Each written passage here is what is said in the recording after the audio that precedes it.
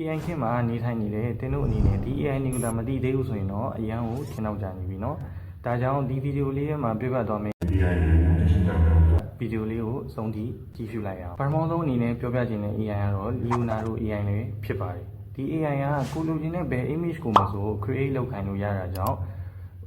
ကိုယ့်ရဲ့အကြောင်းမှာပဲဖြစ်စေရုံးမှာပဲဖြစ်စေလွယ်ကူလျင်မြန်စွာနဲ့ထုတ်လို့ရတဲ့ AI လေးပဲဖြစ်ပါတယ်ဒါကြောင့်စပြီးတော့ try ကြည့်လိုက်အောင်နောက်တစ်ခုကတော့ Gamma ဆိုတဲ့ AI လေးပဲဖြစ်ပါတယ်ဒီ AI က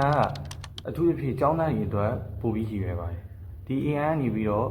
ကိုလိုချင်တဲ့ slide တွေကို presentation အတွက်unlimited ထုတ်လို့ရတာဖြစ်ပါတယ်ဒါကြောင့်ဒီ Gamma ဆိုတဲ့ AI လေးကို Google browser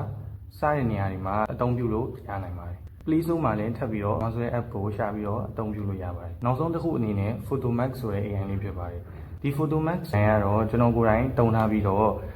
rating အပြည့်ပေးတဲ့ AI လေးပဲဖြစ်ပါတယ်ဘာလို့လဲဆိုရင်ဒီ AI ဆိုရင်ကိုတွက်ချင်တဲ့တင်ချာပုတ်စာရဲ့မေးခွန်းကိုဒီ app တွေနေဝင်ပြီးတော့စကန်လိုက်ရုံနဲ့အဖြေလာမကပဲ step ကိုပါတချင်းပြထားတာကြောင့်ဒီ AI လေးကိုအသုံးပြုဖို့ကြံပေးခြင်းပါတယ်အခုလို knowledge sharing video တွေကိုထပ်ပြီးတော့တင်ပေးနေဦးမှာမို့လို့ဒီ channel လေးကို like and subscribe လေးလုပ်ဖို့မမေ့နဲ့เนาะအားလုံးပဲ see you the next video